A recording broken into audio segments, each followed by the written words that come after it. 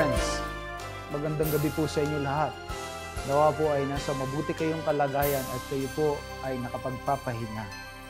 Ang isa sa pangunahing reklamo ng maraming mga tao, lalong-lalo na yung mga may trabaho o kahit na yung mga nanay o mga tatay na nasa bahay lamang, ay ang napakaraming gawain at kakulangan ng kapahingahan. Sa gabing ito ay ibabahagi ko po sa inyo ang may kinalaman sa doktrina ng araw ng Sabath na nasa ika-4 na utos sa 10 utos. Marami pong mga samahang pananampalataya ang hindi naniniwala dito at di umano ay ginawa ng linggo ang araw ng pagsamba. Para po sa komprehensibong pagtalakay, may kinalaman sa pagpapatunay na ang araw ng Sabath ay araw ng Sabado at nananatili pa rin ang araw ng Sabath kahit na sa panahong Kristiyano. Pakiclick nyo na lamang po ang link ng aking ginawang pagtalakay sa Season 1 ng Tanging Pag-asa. Hindi ko na po uulitin ang mga bagay na yaon sapagkat nais kong ihatid sa inyo ang kadahilanan, ang essence. Bakit ba importante ang araw ng Sabath? Bakit ba Sabat na ibinigay ng ating Panginoong Diyos ang dapat nating ipangilin at hindi lamang yung itinuro ng mga tao? Kung hindi nyo pa po napapanood ang Tanging Pag-asa Season 1, kung saan tinalakay ko sa isa sa mga episode ang may kinalaman sa araw ng Sabath at saka sa pagpapalit ng araw ng Sabath, nakikisuyo po ako na inyo pong panoorin upang maging lubos at kumpleto ang inyong pag-aaral sa gabing ito o sa ibang mga gabi na inyong mapapanood pa ang video na ito, ang segment na ito. Bakit Sabat at hindi pwede na kahit anong araw na lamang na pinipili nating mga tao o ng mga leader ng ating mga relihiyon? Bakit importante na Sabat ng ating Panginoong Diyos? Number 1, importante na Sabath ang ating ipinapangilin at ang ating ipinagpapahinga kada isang linggo sapagkat ito ay nagtuturo sa atin kung sino ang tagapaglikha, kung sino ang manlalalang. Sabi sa Exodo, Kapitulo 20, talatang 8, patuloy hanggang 11 ay ganito: alalahanin mga araw ng Sabat upang ipangilin, 6 na araw na gagawa ka at gagawin ang lahat ng iyong gawain, ngunit ang ika-7 araw ay Sabat sa Panginoon mong Diyos. Sa araw na yan ay huwag kang gagawa ng anumang gawa. Ikaw, ni ang iyong lalaki, ni ang iyong anak na babae, ni ang iyong asno o baka, ni ang sinumang nasa loob ng inyong mga pintuang daan. Sapagkat sa 6 na araw ay ginawa ng Panginoon ang langit at lupa, ang dagat at lahat ng nangaroon, at nagpahinga sa ika-7 araw na anupat pinagpala ng Panginoon ang araw ng Sabat at pinakabanal. Nakita niyo po ang kadahilanan kung bakit ipinag-uutos ng Panginoong Diyos na iingatan nating banal ang araw ng Sabat. Dahil po ito ay pag-alaala sa kanyang paglalang. Ito po ang reason niya. Sapagkat sa 6 na araw, ginawa ng Panginoon ang langit at lupa at dagat at lahat ng nangaroon. Ang ating pangingili ng araw ng Sabat ay pagkilala natin na hindi tayo putok sa buho, hindi tayo nag-descend mula sa mga unggo, hindi tayo galing sa Big Bang. Tayo ay nilikha, nilalang ng ating Panginoong Diyos. Dahil ito ang kadahilanan kung bakit ipinag-utos niya ang pangingilin ng araw ng Sabat. Sa Genesis chapter 2 verse 2, ganito po ang sabi ng banal na kasulatan: nang ika-7 araw ay natapos ng Diyos ang gawain na kanyang ginawa at nagpahinga siya ng ika-7 araw mula sa lahat ng gawaing kanyang ginawa, na anupat binasbasa ng Diyos ang ika-7 araw at kanyang ginawang banal, sapagkat sa araw na iyon ay nagpahinga ang Diyos sa lahat ng gawain na kanyang ginawa. Ang kadahilanan po ng pag-uutos ng ating Panginoong Diyos sa aklat ng Exodo, Kapitulo 20, talatang 8 hanggang 11, na ipangilin, ingatang banal ang araw ng Sabat. Sapagkat tuwing nangingilin ka ng araw ng Sabat, ang kadahilanan dito ay kinikilala mo na ikaw ay nilikha ng ating Panginoong Diyos. Siya ang manlilikha. Delikado po ito. Sapagkat kapag ka ini-insist ng ibang leader ng mga relihiyon, ng mga leader ng mga grupo ng sektang pananampalataya na linggo na lang iba na yung kahit na po wala silang mabasang gayon sa Biblia na ipinag-utos na. Panoorin niyo po yung ating Season 1, Season 2, Season 3, Season 4, Season 5, Season 6, Season 7.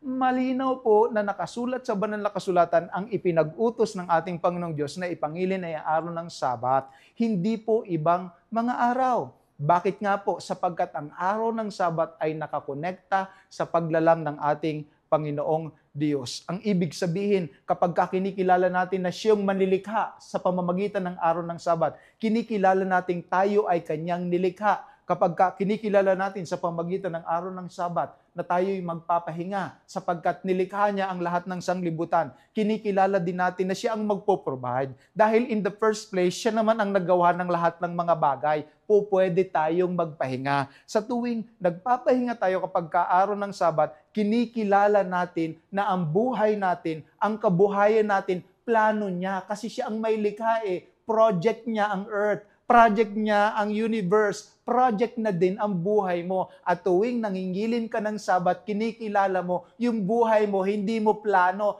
plano yan ng Diyos. Kaya importante Kapag ka tinanggal ng samahang pananampalataya at ng mga tao ang pangingilin pag-araw ng Sabat, tinatanggal din niya ang pagkakakilala niya sa ating Panginoong Diyos bilang manlilikha, bilang nagpo-provide, bilang nagpaplano. Kaya kailangan niya magtrabaho para sa kanyang sarili. Kasi kailangan niyang gumawa ng gumawa Yung pangingilin pagpapahinga, pag-araw ng Sabat ay pagkilala, merong gumawa, merong naglikha, merong magpo-provide. Yung buhay ko, plano niya. Hindi ako narito para ako sarili ko lamang. I have to fend for myself and I have to work for myself.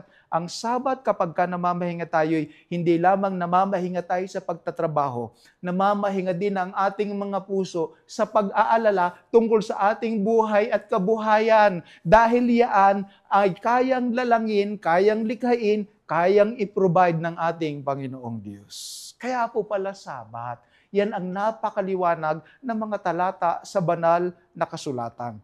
Bakit pa Sabat ang ating ipangingilin? Sapagkat sa araw po ng Sabat, ito ay araw na banal. Sino po ang gumawa ng kabanalan ng araw ng Sabat? Hindi po ang mga kaibigan ninyong mga Seventh-day Adventists. Hindi din po ang mga Hudyo. Ang Panginoong Diyos, ginawa niyang banal ang araw ng Sabat at ang ayon sa Exodo Kapitulo 20, talatang 11, pinakabanal. Kaya ito po ang araw ng pagsamba. Leviticus 23:3, 6 na araw na gagawa.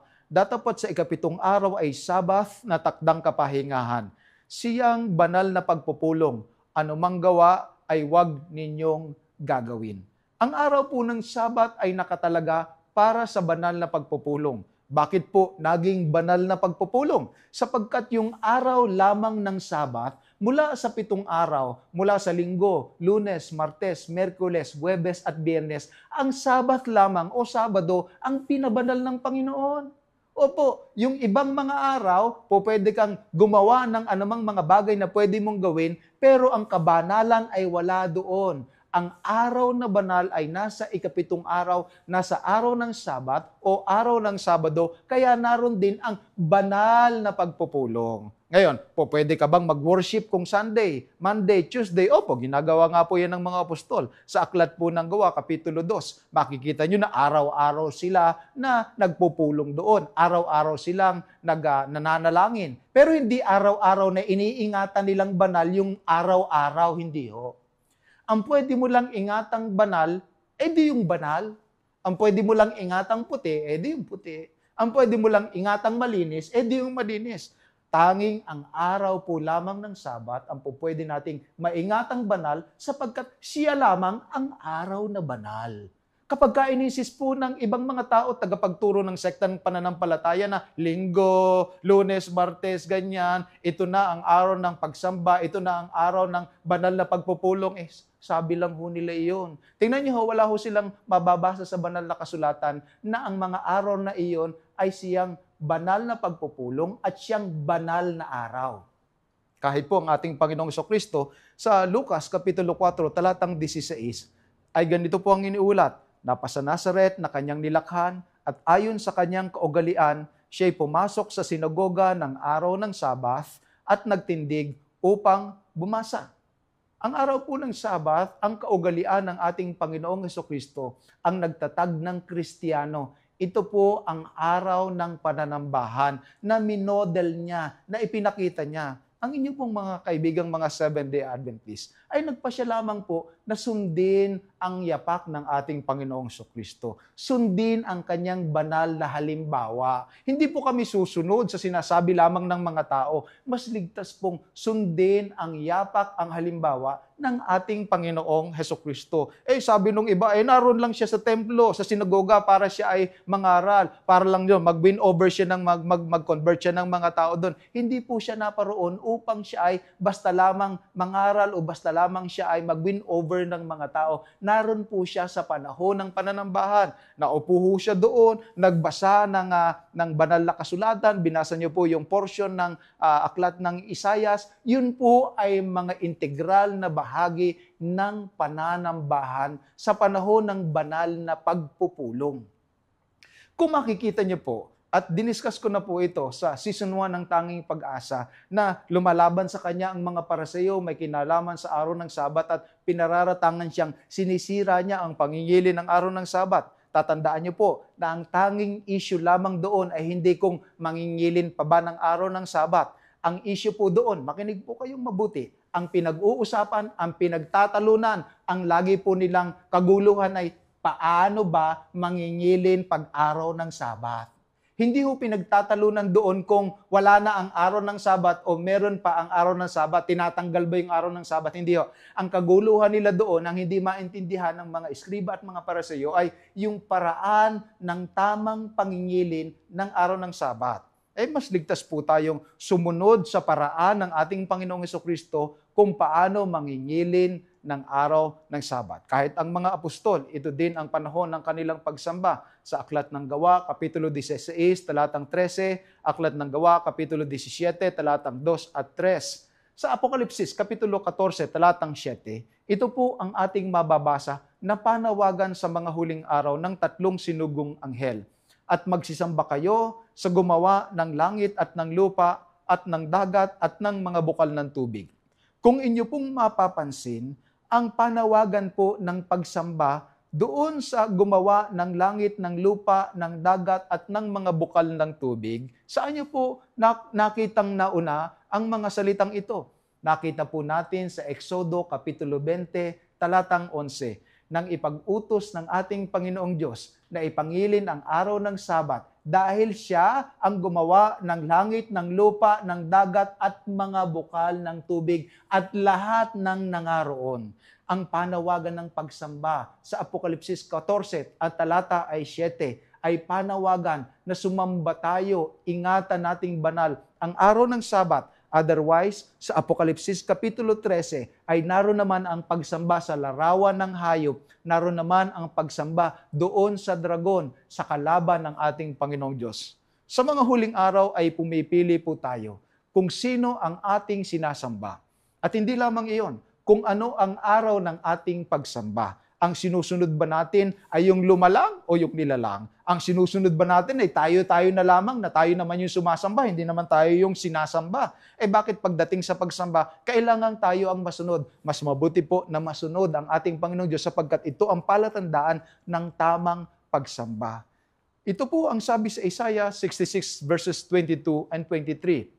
Hanggang sa bagong langit at bagong lupa na aking lilikhain ay mananatili sa harap ko, sabi ng Panginoon. Gayon mananatili ang inyong lahi at ang inyong pangalan. Ano daw po ang mananatili, mga minamahal? Yung pangalan at ang lahi ng mga sumusunod sa ating Panginoong Diyos. Saan daw po ito mangyayari? Sa bagong langit at sa bagong lupa. Ibig sabihin, hindi ito yung lumang langit, hindi din po ito yung lumang lupa. Bagong langit at bagong lupa. Ano daw po ang meron doon? Mangyayari na mula sa bagong buwan hanggang sa panibago. At mula sa isang Sabat hanggang sa panibago, paroroon ang lahat na tao upang sumamba sa harap ko, sabi ng Panginoon. Hindi po ang inyong mga kaibigang mga Seventh-day Adventists ang nagsabi na hanggang dun sa bagong langit at bagong lupa na pinaghahandaan ng lahat ng relihiyon, ng lahat ng sektang pananampalataya, ang makakarating po doon ang araw pa rin ng pagsamba nila, sabi ng Panginoon, araw ng Sabat. Bakit sabi nila wala na? Pagdating pala sa langit, yun pong araw ng pagsamba ay araw ng Sabat, sabi ng Panginoon. Kaya po, hindi po kayo magkakamali na samantalang narito pa tayo sa lumang lupa, bago tayo makarating doon sa bagong lupa at bagong langit, ay atin na pong sundin ang tagubili ng utos ng ating Panginoong Diyos na tayo ay sumamba kapag araw ng Sabat. Ang pagsamba natin kapag araw ng Sabat ay pagkumpirma na tayo ay magkasampalataya at tayo ay kabilang sa Kanya at sa Kanyang katawan. Nagpapatotoo din ito na siya ay kapartner natin sa ating mga buhay at hindi tayo lamang ang basta nasusunod sa ating mga buhay at sa ating mga kabuhayan. Ang Sabat po, sa ilang mga translation ay kapahingahan. Bakit kailangan natin ng Sabat? Dahil kailangan natin ng tunay na kapahingahan. Kaya ibinigay sa atin ng ating Panginoong Diyos na tayo ay magpapahinga tuwing ikapitong araw. Bukod doon sa ito ay panahon ng pagsamba, ito ay pag-alaala sa kanyang paglalang, ito din ay panahon ng pagpapahinga. Sa Exodo 16:26, 6 na araw kayong mamumulot. Ngunit sa ikapitong araw ay Sabat, hindi magkakaroon ito.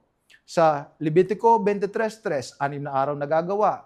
Datapwat sa ikapitong araw ay Sabat na takdang kapahingahan. Ang araw ng Sabat ay nagpapahayag sa atin na tayo ay magpahinga. At kasamang nagpapahinga diyon ang ating mga asawa, ang ating mga anak, anak na lalaki, anak na babae, aliping lalaki, aliping babae, ang baka, ang asno, ang taga-ibang lupa na nasa loob ng iyong mga pintuan daan, pahinga ang ating mga truck, pahinga ang ating mga taxi, pahinga ang ating mga pagawaan. Ano pat ito ay panahon ng pagpapahinga at pagpapanibago ng ating mga lakas at ng ating mga relasyon. Alam niyo po, kasama sa pagpapahinga ang lahat ng mga taong nasa loob ng ating sphere of influence, ating mga anak na lalaki, babae, ang ating mga kasama sa bahay, ang mga kasama natin sa pagawaan. Bakit nga? Para lahat tayo ay nakapagpapahinga. Alam niyo po kasi, ang ibig sabihin nito na nagpapahinga tayo sa lahat ng ating mga gawain ay tumitigil tayo sa pagpuproduce ng ating mga sariling mga ginagawa. Tumitigil tayo sa pag-accumulate ng stress. Tumitigil tayo sa pagdepende sa ating sarili upang makapaggawa, makapag-produce, magkaroon tayo ng something. Itinuturo ng araw ng Sabat, pwede kang magpahinga sa Diyos. Mapahinga tayong lahat at mapanatag sa pagkilalang ang Diyos ang siyang pasimuno ng ating kapahingahan. Na mapapahinga lamang tayo, hindi kung may sapat na tayong na-produce, may sapat na tayong naipon, may sapat na tayong naluto, may sapat na tayong naitayo. Kahit hindi pa sapat iyan sang-ayon sa ating pagkaunawa, pag-araw ng Sabat, pwede na tayong makapagpahinga sa Kanya. Hindi sa ginagawa natin. Marami kasi nag-iisip, kano kaya ang kailangan ko para makapag-retire? Ngayon, nag-iisip-isip na po kami ng ganyan. Kano kaya ang natin, kakasya kaya na ang ating pananalapi pag-retirement? Ang araw ng Sabat, tuwing araw ng Sabat, weekly basis ay nagpapaalala sa amin ang aming produksyon, ang pinanggagalingan, ang source ng lahat ay ang Panginoong Diyos at pwede lang kaming magpahinga. Bahala na yung Diyos. Para po sa mga kapatid na matagal na sa pananampalataya, matagal nang niyakap, at ang akala lang natin ang araw ng Sabat ay nakapatungkol lamang sa kung aling araw ang tamang ating ipinapangilin. Panahon na po upang ating laliman ang ating pagkaunawa. Ito ay panawagan ng lubos na kapahingahan, hindi lamang sa ating mga gawa, kundi kapahingahan sa ating mga espiritu. Alam niyo po ba, ibahagi ko lang sa inyo in a few minutes, na sang-ayon sa Apokalipsis, Kapitulo 20, talatang 5, pagkatapos ng pagdating sa ikalawa ng ating Panginoong Hesukristo, yung second coming po, natatalakayin ko sa kinabukasan. Yung second coming ay magkakaroon ng 1,000 taon. At yung unang pagkabuhay na maguli sa second coming, pagkatapos merong 1,000 taon na pahinga. At pagkatapos po ng 1,000 taon, sang-ayon sa Apokalipsis, Kapitulo 20, ay ang third coming o ikatlong pagbabalik ng ating Panginoong Hesukristo kung saan bubuhayin niya naman yung mga masasama na mga nangamatay na lahat sila. Bubuhayin. At pagkatapos po ay saka po bababa ang apoy mula sa bayang banal. Alam niyo po, napansin niyo po na may 1,000 taon. Alam niyo po kung bakit? Simula po sa panahon ng paglalang, sangayon sa biblical reckoning, mula sa creation hanggang sa panahon ni Abraham ay about 2,000 years. At mula po kay Abraham hanggang sa United Kingdom ng Israel, about 1,000 years, up to the birth of Jesus, mula kay Abraham hanggang sa pagkapanganak sa ating Panginoong Jesucristo ng 4 BC, is about 2,000 years ulit. So naka 4,000 na tayo na mula sa paglalang hanggang makarating sa ating Panginoong Jesucristo. At mula sa kapanganakan ng ating Panginoong Jesucristo noong 4 BC hanggang ngayong year 2000, ngayon po ay 2024 na, it's about 6,000 na.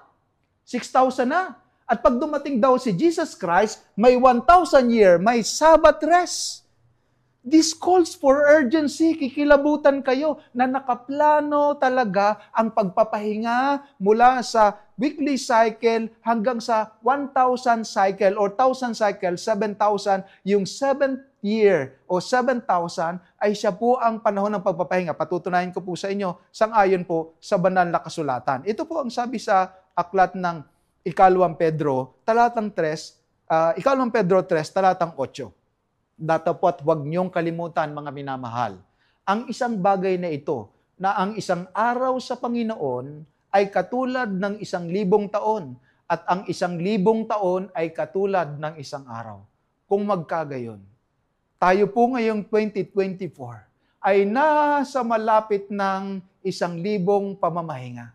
Napakalapit na ng katapusan ng sanglibutan. Napakalapit ng mapahinga ang buong mundo. Mapahinga ang sanglibutang ito mula sa kasamaan, mula sa aktibidades ni Satanas at ng kanyang mga katropa at mga dabarkads niyang mga demonyo at mga demonyeta. Malapit na po sapagkat around 6,000 years na po tayo, papunta na yung 1,000 years na kapahingahan. Mga minamahal, kaya po tayo nangingili ng araw ng Sabat sapagkat ito'y panawagan ng Panginoon sa ating personal, spiritual na kapahingahan at balang araw, pang-daigdigan, pang-universal na kapahingahan. Grabe ang pagkaplano ng ating Panginoong Diyos. Pangatlo, bukod sa pagkakakilanlan sa ating Panginoong Diyos bilang manlalalang at bilang panawagan ng pagpapahinga, ito din ay palatandaan o pagkakakilanlan ng identity ng mga anak ng Diyos. Pakinggan niyo po yung Mateo 7:21. Hindi lahat na nagsasabi sa akin, Panginoon, Panginoon, ay papasok sa kaharian ng langit, kundi ang gumaganap ng kalooban ng Ama na nasa langit. Nakita nga po natin kagabi na yung kalooban ng Ama na nasa langit ay ang mga utos ng Ama na nasa langit. Ngayon, tingnan niyo po, sa Mateo 7:23, yung mga tumatawag sa Panginoon, Panginoon, ngunit hindi ginaganap ang kalooban ng Ama na nasa langit, sila po ay ituturing ng Panginoon na mga manggagawa ng katampalasanan. Ang kalooban ng Ama na nasa langit, na sinulat mismo ng daliri ng Diyos sa 10 utos, sa 2 tapyas ng bato, sa aklat ng Exodo, ay walang iba kundi araw ng Sabat. Ay alam niyo po, kagagaling lang namin kamakailan sa Aurora, pinicturean nga po namin yung kanilang mga 10 utos doon. Galing din po ako ng Tarlac, may ganun din po. Galing din po ako dyan sa Cathedral, dyan sa Manila. Makikita nyo din po ang nakalagay doon, mangilin ka kung linggo at pistang pangilin. Ako, medyo nakakapangilabot to. Kanino ka nakabilang? Ang Sabat ay tunay na pagkakakilanlan kung kanino ang iyong allegiance at sino ang iyong sinusunod. Sapagkat ang sabi ng Diyos araw ng Sabat o Sabado. Sabi naman ng tao, mangilin ka kung linggo at pistang pangilin. So it identifies your allegiance and your loyalty. Sabi sa Marcos 7:7 ng ating Panginoong Jesucristo mismo, walang kabuluhan ang pagsamba nila sa akin na nagtuturo ng kanilang pinakaaral ng mga utos ng mga tao. Sa Deuteronomio 4:2, huwag niyong daragdagan ni babawasan ang salita na aking iniutos sa inyo, sapagkat ito, mga minamahal, ay maliwanag na pagtalikod, paglabag sa kanyang banal na kalooban. Sa Ezekiel Kapitulo 20, talatang 20, ang sabi ng Panginoong Diyos ay ganito, inyong ingatang banal ang aking mga Sabath upang ang mga iyon ay maging tanda sa pagitan ko at ninyo, upang inyong maalaman na akong Panginoon ang inyong Diyos. Yung Sabat, importante pala sapagkat ito ang paraan ng Panginoong Diyos upang ma-identify ang kanyang mga anak. Ngayon, bagaman ang mga Hudyo, sila ay very strict sa kanilang Sabbath keeping, di naman sila naniniwala kay Jesus. So yun po ang pagkakaiba. Dapat ay nangingili ng Sabat at sumasampalataya sa ating Panginoong Hesukristo. Ito po ang palatandaan ng pagkakakilanlan ng Diyos sa kanyang mga anak. Tayo po na mga tao, alam din natin kung alin yung ating mga sasakyan, di ba? Kasi may plate number tayo, yun ang pagkakakilanlan natin. Meron niyang OR, meron niyang CR. Yung ating mga gamit, may palatandaan din yan. Kilala natin yan sapagkat meron tayong palatandaan. Kung gamit natin yan, pag dumaan, alam natin, teka, tsinelas ko yun ah. Bakit? May palatandaan tayo eh. Yung Diyos ho pala, kaya importante na ibinigay niya ang Sabat, hindi lamang para panahon ng ating pagpapahinga, panahon ng ating pagsamba at pagkilala sa Kanya bilang manlalalang, ito din ang Kanyang tanda ng pagkakakilanlan sa Kanyang mga anak. Sa katapusan, ito po ang kadahilanan bakit Sabat. Sapagkat ang araw po ng Sabat ay ang paraan ng Diyos upang ipakilala sa atin ang pagpapakabanal. Sa unang Pedro, Kapitulo 1, talatang 15, ito po ang sabi ng banal na kasulatan. Ngunit yamang banal ang sa inyo'y tumawag, ay mangagpakabanal naman kayo sa lahat ng paraan ng pamumuhay. Ang panawagan po sa mga anak ng ating Panginoong Diyos ay buhay ng pagpapakabanal. Sa Exodo 31:13, ito po ang sabi ng Panginoon tungkol sa araw ng Sabat. Sabihin mo sa mga anak ni Israel, inyong ipapangilin ang aking mga Sabat, sapagkat ito'y isang tanda sa akin at sa inyo sa buong panahon ng inyong mga saling lahi, upang inyong makilala na akong Panginoon ang nagpapabanal sa inyo.